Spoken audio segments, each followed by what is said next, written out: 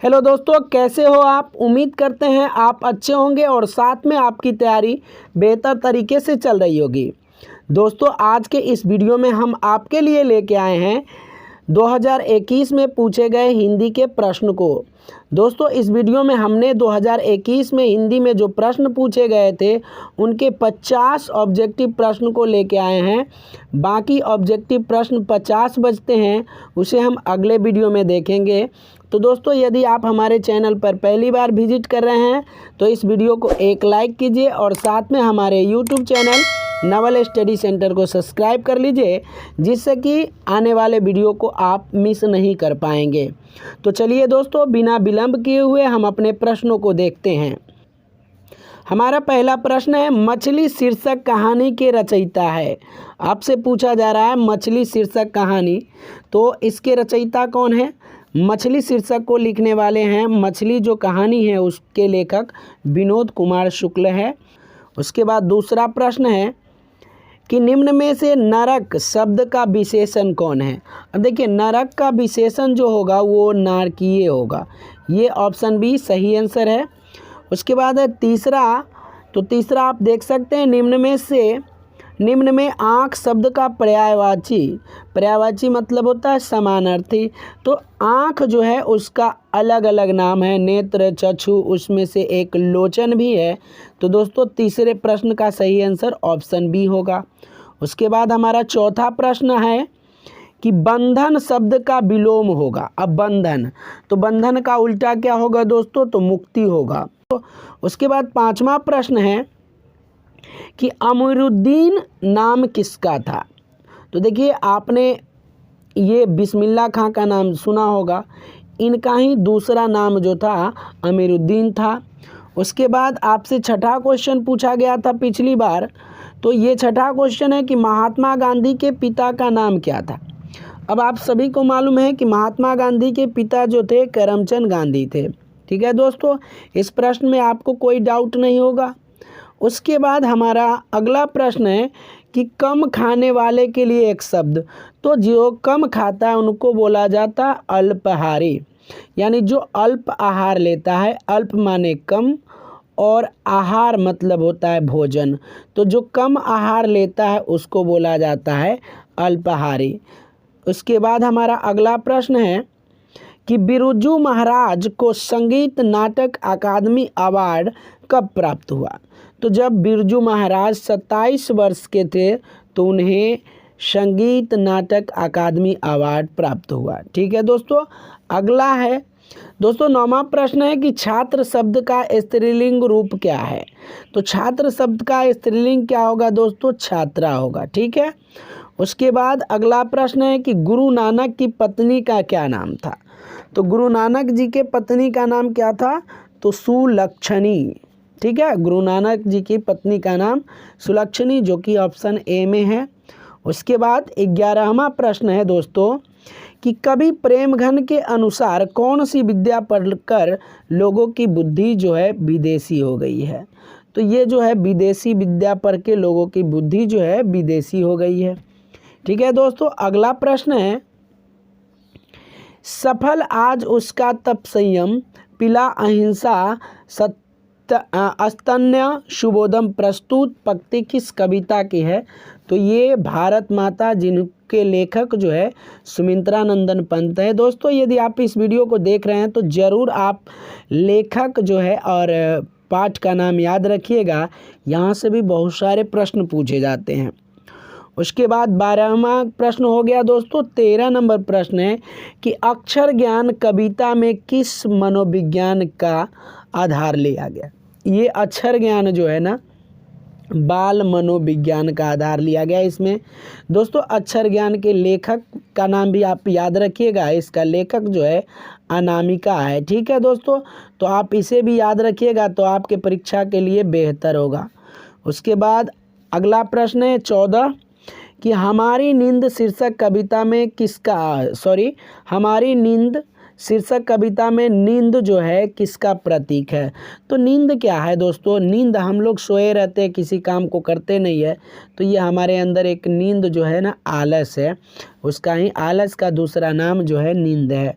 दोस्तों अब मगम्मा की कहानी से एक प्रश्न है कि दही वाली मगम्मा शीर्षक पाठ में बहू ने सास से समझौता क्यों कर लिया। और आप सभी को मालूम है कि बहू ने सास से डरकर समझौता कर लिया, क्योंकि उसे लगता था कि रंगप्पा जो है नजम्मा से पैसे ले लेगा, यानी मगम्मा से जो है रंगप्पा ये पैसे ले लेगा। इसलिए बहू ने डर के मारे जो है अपनी सास से समझौता कर लिया। तो ऑप्शन ए सही है। उसके बाद 16वां प्रश्न है कि किस कवि के कथा साहित्य में उड़ीसा का जीवन गहरी आंतरिकता के साथ प्रकट हुआ है। तो ये 16 नंबर प्रश्न है और इसका सही आंसर जो है दोस्तों ये सातकोरी होता, ये आपका सही आंसर है। ठीक है। उसके बाद 17 नंबर प्रश्न देखिए, तो कौन हल्ला करके बाढ़ से सबको सचेत कर रहे थे। चंद्रा, गुणनिधि, अच्युत, शंकर, मकरा, ये सभी बालक जो है ये जब बांध दलई नदी का टूट रहा था तो उस वक्त ये सारे के सारे जो है इन्फॉर्म करने पर लगा था, लोगों को सचेत करने पर लगा था। ठीक है दोस्तों। उसके बाद है 18 नंबर प्रश्न, तो मंगू की प्राकृतिक मौत को माँ क्या समझते थे। मंगू की प्राकृतिक मौत को माँ जो है छुटकारा समझती थी। ठीक है दोस्तों। उसके बाद है 19वां प्रश्न कि एस रंगराजन किस लेखक का पूरा नाम है। तो देखिए सुजाता रंगराजन, ये ऑप्शन ए जो है वो सही आंसर है। ठीक है। उसके बाद अगला प्रश्न है कि नौ, अब ये देखिए कौन सा ना है, तो इसका जो उच्चारण स्थान है ये मुद्रा है, ये मुंह से निकलता है, आप इसका उच्चारण करके देख सकते हैं, ये तो आप खुद कर सकते हैं। ठीक है दोस्तों। अगला प्रश्न है कि दही वाली मगम्मा किस भाषा से अनुदित कहानी है। अब ये किस भाषा से अनुदित कहानी है, तो ये कन्नड़ भाषा से ली गई है दोस्तों। ठीक है। उसके बाद है ढाहते विश्वास कहानी के संपादक कौन है। तो ये ढाहते विश्वास कहानी के संपादक जो है वो सातकोरी होता है। ठीक है दोस्तों। उसके बाद है काला पानी किसका लोकप्रिय उपन्यास है। दोस्तों इसको आप देख लीजिएगा। ठीक। उसके बाद 24 नंबर प्रश्न है कि अंदर किसी को देखने जाने का नियम नहीं है, यह किसने कहा। देखिए दोस्तों ये जब मंगू को अस्पताल में भर्ती कराया गया तो बहुत लोगों की लालसा होती है कि हम अंदर में जाके देखें कि किस तरह का उसके साथ बिहेव किया जा रहा है, लेकिन डॉक्टर जो होते हैं वो कहते हैं कि अंदर जाने की ज़रूरत नहीं है, कोई नियम नहीं है कि आपको अंदर देखने दिया जाएगा। ठीक है दोस्तों। उसके बाद 25 नंबर क्वेश्चन है कि मंगू को भर्ती कराने के लिए माँ ने किसे पत्र लिखकर बुलवाया। अब माँ जो पत्र लिखी थी तो किसको पत्र लिख के बुलाई थी, आप सभी को याद होगा, और नहीं याद हो तो समझ लीजिए कि छोटी बहू बड़ी प्यारी होती है, इसको पत्र लिख के बुलाया गया था। ठीक है। उसके बाद 26 नंबर प्रश्न है कि लक्ष्मी के बड़े लड़के का क्या नाम था। अब आपने वहाँ पे लक्ष्मी के बारे में पढ़ा था दलई नदी वाला में, तो उसका बड़े लड़का जो था उसका नाम अच्युत। दोस्तों अगला प्रश्न है कि स्वेच्छा सेवक दल का गठन किसने किया था।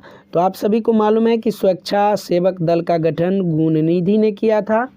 उसके बाद अगला प्रश्न है कि लक्ष्मण कहाँ नौकरी करता था। तो लक्ष्मण जो नौकरी करता था वो करता था कलकत्ता में। ठीक है दोस्तों। लक्ष्मण कलकत्ता में नौकरी करता था। अगला प्रश्न है कि मंगू की बड़ी बहन का क्या नाम था। अब मंगू की बड़ी बहन जो थी वो कमू थी। ठीक है। उसके बाद अगला 30वां प्रश्न है कि किस दिन सीता को लगा कि लायसी बिल्कुल फीकी है। सबको मालूम है कि नाहर सिंह जी का जो दिन था उस दिन जब सीता ने लापसी खाया तो उन्हें लगा कि ये बिल्कुल फीकी है, लेकिन उन्होंने किसी को कुछ नहीं कहा। ये जो आपको धरती कब तक घूमेगी उस पाठ से लिया गया है। अब ये व्यंजन कितने प्रकार के होते हैं दोस्तों। तो व्यंजन जो होते हैं 3 प्रकार के होते हैं।